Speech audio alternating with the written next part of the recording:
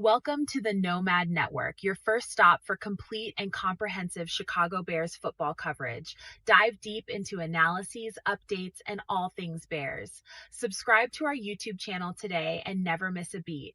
Thank you in advance for your support. We promise to bring you the best because together we're unstoppable. Go Bears!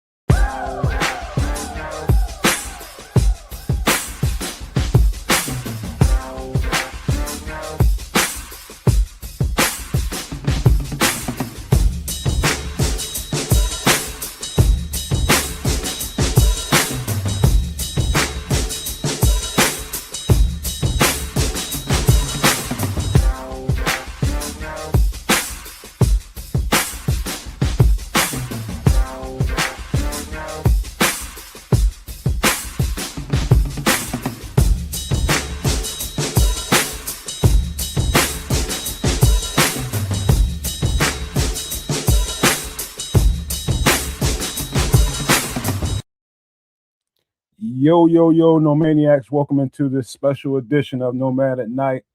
We got Keds' draft tonight, and of course, wouldn't be Keds if he wasn't running late to his own damn party.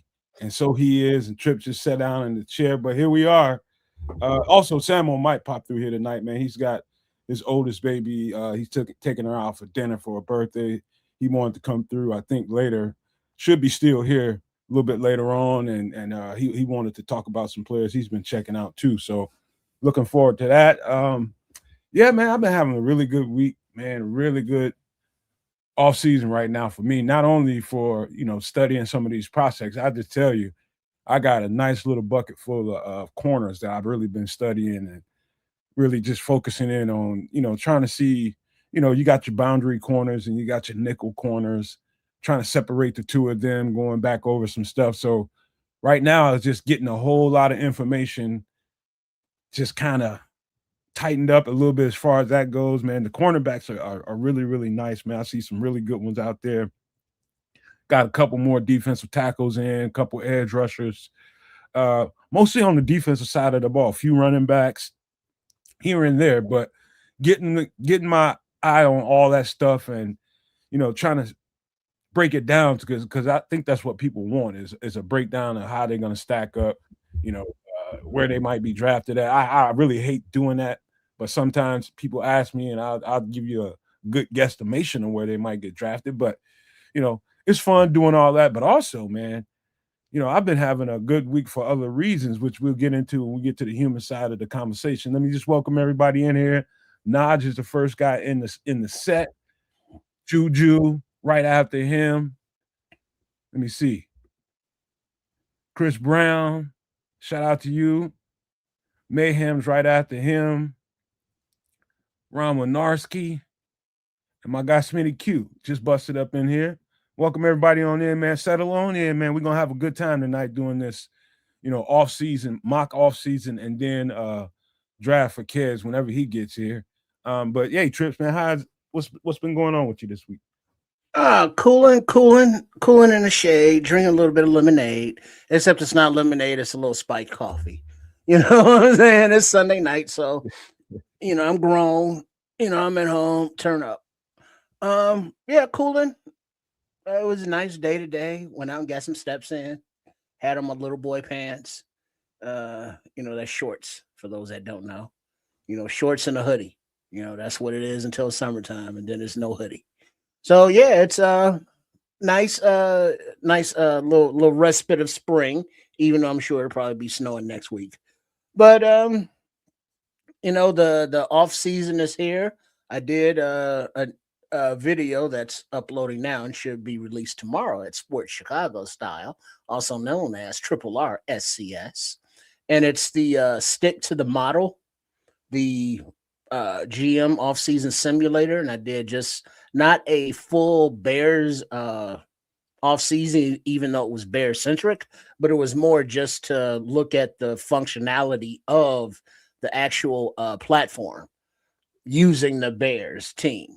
So that was fun, and look for that for, part of your off-season content, as that's where we are right now, the off-season.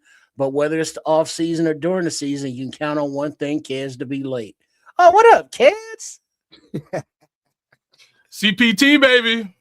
You know what it is? North of the border style. Maple syrup version Maple of CPT. syrup time. Maple What's syrup going on? time. What it You do right in for a time Sunday, for, y'all? You right on time for your human side and hellos. Oh, sweet. Human side. Well, I'm gonna do the human side like this. Something's going on, and it may be a glorious thing, and I can't speak too much about it, but I will speak more when more is known. When things are unveiled and decisions have been made, I will let the world know. But there's good things on the horizon. Let's go. Or at least I hope there are. Pray for the dude. Give the dude a little bit of, think about the dude when you're doing stuff. Say good things for kids, and hopefully good things will pop, because something's going on, and it looks beautiful. Like the chef would say, beautiful. It will This be. time related to your working life, or what we got? It's working life related mainly.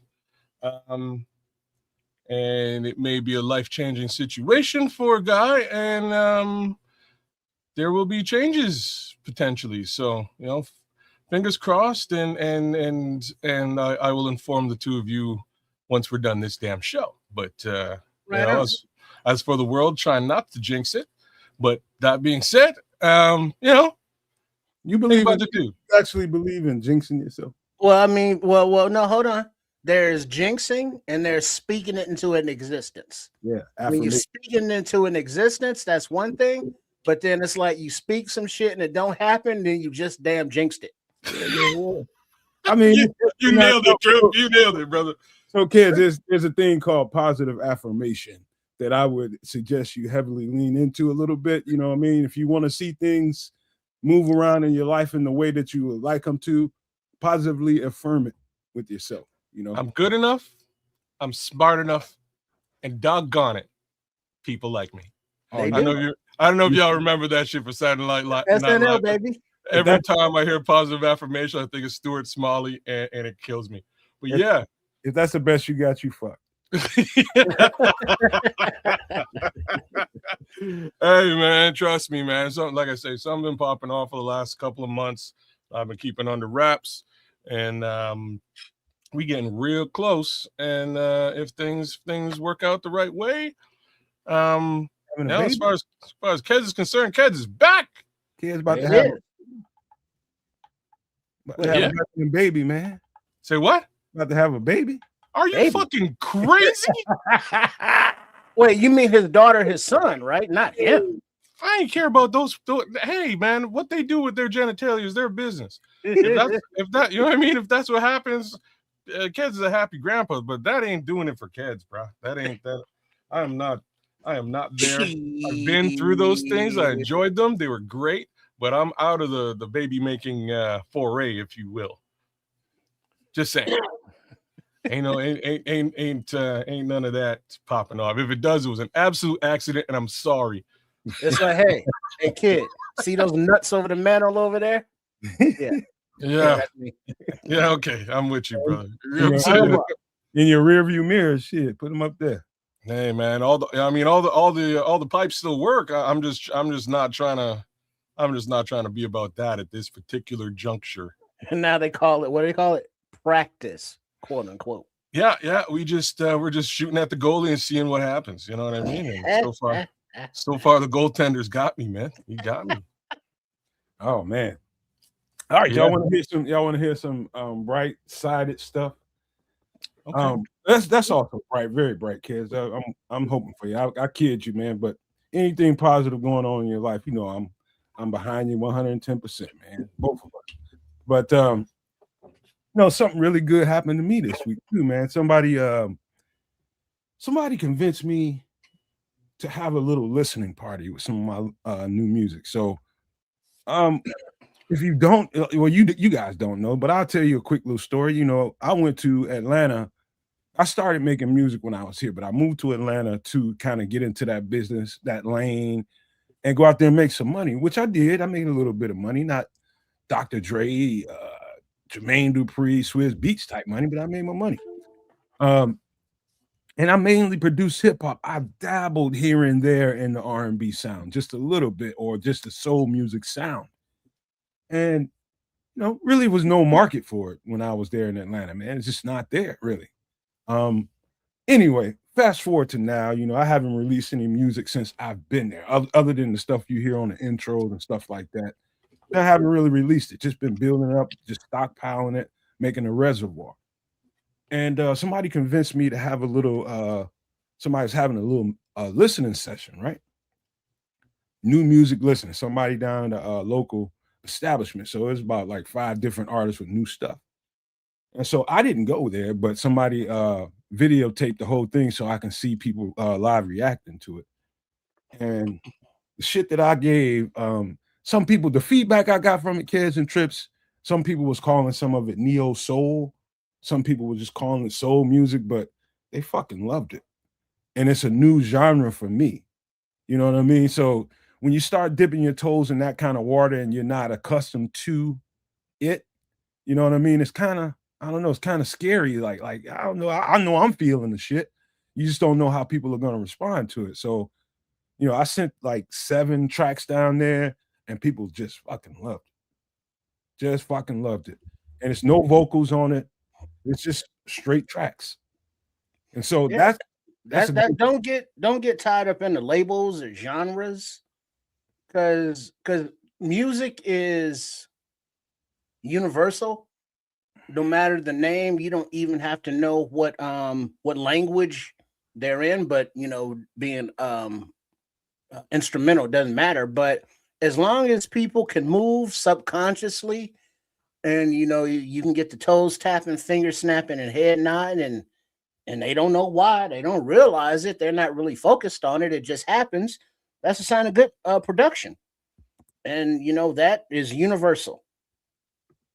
They somebody also said, because I was reading the live comments, because he went live on a couple of platforms, or she went live on a couple of platforms, and I was watching shit, and the comments was just like, man, you don't even need no vocals on it. I'm just like, you know what? I was thinking about taking it to there's an app you can use, or if you write the vocals, the AI will write the vocals for you based on what the sound sounds like, and then create somebody to sing it. You have to pick what sound you like. You want somebody to sound like Barry White, you want somebody to sound like whatever. You can find a voice that will kind of mimic that a little bit. And so there's some cool ass apps out there. So I was thinking about using an app and writing the vocals to, making a song, writing the vocals to it, and then putting it in the AI and just see what comes out of it. I'm interested to see how that turns out, but I didn't do that. I just gave them the dry tracks, but man, I feel really, really good about it. And it made me want to do more. I just tell you that much, man. I thought it was a really, really positive reaction to it.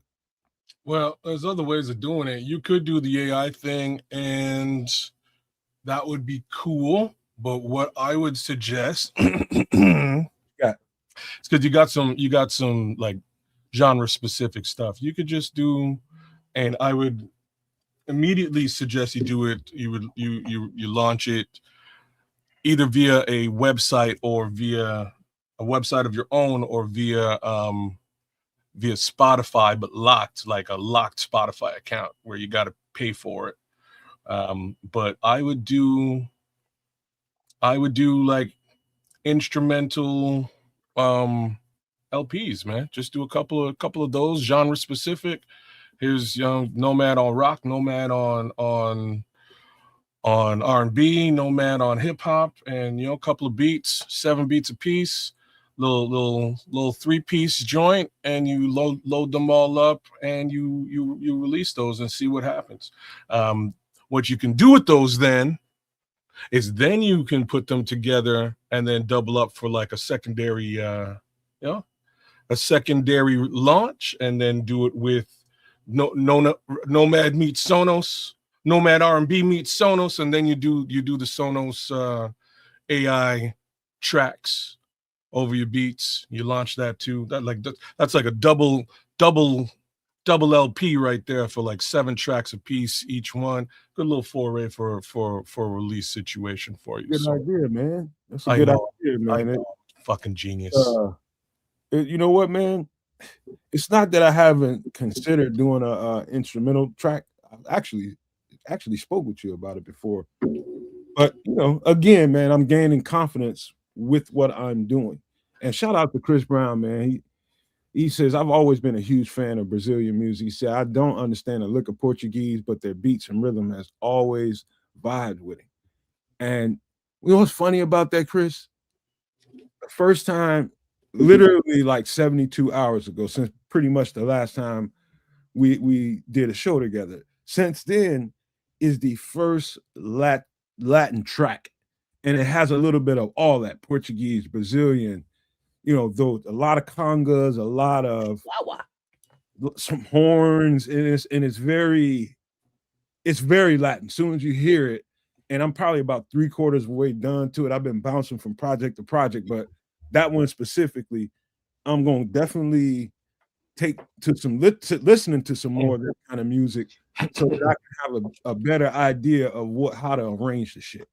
You know what I'm saying? So thank you for that comment, man. That's definitely, I'm trying to make some shit for pretty much everybody. I don't make classical music because I just don't like it. But anything else, I believe I'm capable of making and making it well. Yeah, like I say, put together 7. Don't have to, like in today's world, don't have to be any more than 7 tracks. Like if you're confident in 7 tracks, release those for each genre. You know, back in our day, you're looking at a 21 track album or bust over the course. You know, since Nas released Illmatic, you know what I mean? 10 tracks is cool. And in today's world, ain't nobody really listening to an album. So 7 beats is gold, man. And then you double that up with some AI vocals, and you're good to rock, man. And just release that all independent and do it, man. You know what I'm saying? Mm-hmm. Yeah. Man, don't go looking for no labels. Nah. Release it independent, and you'll get yours immediately. And you can also resell. Is dead, kids. The music business is dead. That's what I'm saying. Well, the traditional music business is dead. You're right. But what we've learned over the last, again, since the advent of the internet, is you don't really need traditional marketing and radio play to get on and to get paid. Like there's guys out there who are like Tech Nine is the, I'm not a big Tech Nine fan. They're just putting it out there, but he's made a lot of money, really independent. Master P made a lot of money before he ever got actually on. And there's a bunch of examples of this. But in given the internet, you can market yourself on social media. Hell, give a couple of beats to Fortnite. You know what I'm saying? Yes, send them a couple of tracks, and the kids will love it, and you're off to the races, bro. You're doing it. I AI'd some avenues of putting some music out there. So you almost like you did it before, like you were looking for some of that, man, because that's what AI says. It's different stuff that how you can apply. But see, I'm going to tell you guys my intent, and this might sound a little sappy to y'all, but I'm gonna say it to you anyways. And I think it'll resonate with both of y'all when I say this. Me being a person that started doing this stuff was basically hip hop driven. I have a strong indication that frequency needs to be altered, and a stronger frequency should be out there, because that hip hop frequency right now is probably the most damaging, especially to the youth right now, especially in Black communities, where it's in turn so violent. You know, it's in turn so negative. And that's a frequency, bro. That's a frequency. And my intention with my music is to help change that frequency. Well, so you would be on that path for underground, type hip hop, or underground type, whatever the genre is, because My guy, DJ Third Rail, he's been producing and putting out music for a few years now. And he's dropping, original vinyl every month now, with artists like Napoleon the Legend, Paige the Hand Grenade, and Nejma Nefertiti. Those are just 3 artists, but there's the positivity or the talent with positivity, or just not the negative culture. It's still out there. It's just tapping into it because there's few of them and far in between. Yeah, I hear that.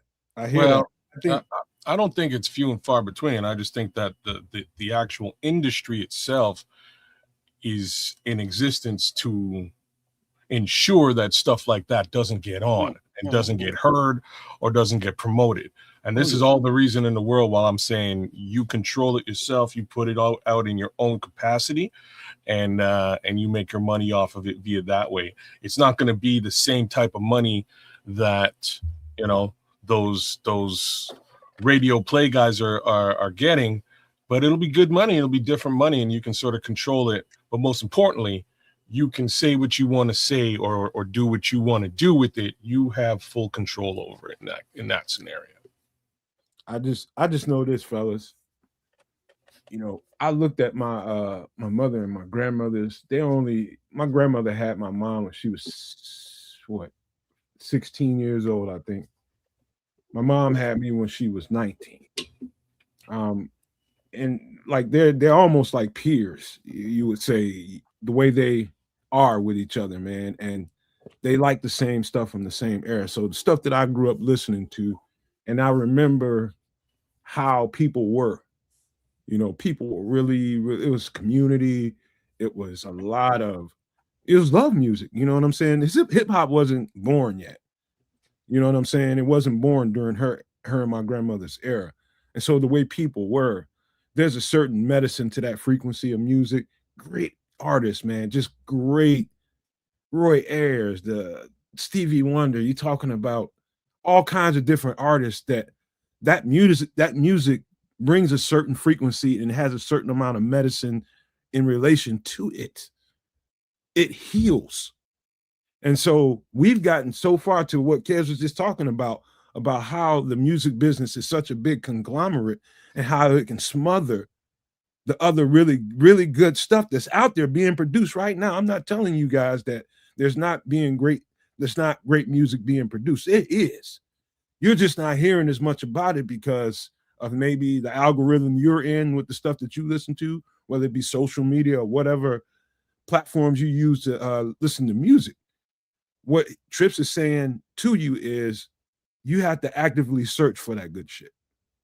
Basically is what he's saying. You have to actually have the intent. I'm going to find me some good music, and your algorithm will react to you searching for that stuff. And that's giving the breath and getting the behemoth off of those artists that are being smothered. Every time you do that. So I'm just saying, man, I think the frequency is really, really bad and it's so damaging. I feel the need to do something. So that's what I'm doing with it. Oh, there you go, man. Do what you do. Yeah, do what you do. Enjoy. He's that's one thing I can sort of count on with this guy is he does things, which is great. So do it and enjoy it and wrap some thought around it. I get into those modes all the time, but I'm always like, nah, I can't bring myself back into that. That's a whole thing for me, It's an entire headspace, which requires uber arrogance that I just don't have the time for in business. So there's that. Yeah. I hear you. It ain't about business so much, but if it turns into no, business is the other side of me. Like there's two sides of kids, maybe three. The music side requires a very different version of me that is hard to the other two sides of me can't really exist if the music side of me is prevalent and the alpha, because there's no other way. It's weird. I think to me, kids, me and you have had that conversation so many times now. Yeah. And I'm gonna encourage you I'm gonna rework my words a little bit. Instinctively, you know inside you what your dominant emotion is, what your dominant instinct is. I think because that dominant instinct doesn't equal to immediate dollars and cents to you, you override it. I have to feed people. Yeah. But we got to eat. Kids, man, come on, man. I'm dead serious, everybody man. has to make income, but for you to the stuff that you described to me, the capability that you described to me, it's almost foolish to override it. Are you familiar? How familiar are you with Peter? Like we've had a bit of this conversation, but Peter Tosh stuff, man. I'm gonna explain why. I want you, whenever you get the opportunity, and this goes for the chat. If you're a fan of reggae music, look for the documentary, the Peter Tosh documentary. Oh, he's got a documentary. I didn't know that. Dog, it's the best. The documentary is called Red X Steppin' Razor. All right, Peter Tosh. What platform did you watch it on, or did you? So I watched it in like 1989 on VHS, but it's been, you know what I mean? It's been out there for a minute. It's around. You can find it. You just run a search. I'm not sure what platform it would be on, but you can find it. You can probably find it right here on YouTube. I'll be straight up about that. I would be very surprised if it isn't loaded up on YouTube free right now. Reason I'm saying this is that this gentleman is probably the easiest comparison to like my musical character, and all in all, he gives 0 F's. He's gonna say it and be about it and live it, and that's who I was at that time. And then I realized that I was broke. I'm broke, and I'm doing shows for free, and the promoter's eating. Everybody's eating except for me, and this is keeping it real goes wrong. You know what I'm saying? This is exactly what it is. I'm about keeping it real. I'm about hang on a second, kids, real quick. Yeah, Chris Brown.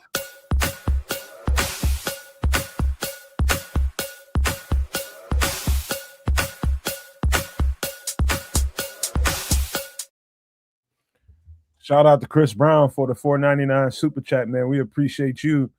And it's funny how we talk. He says thanks for the human portion of your lives, guys. Much appreciate it.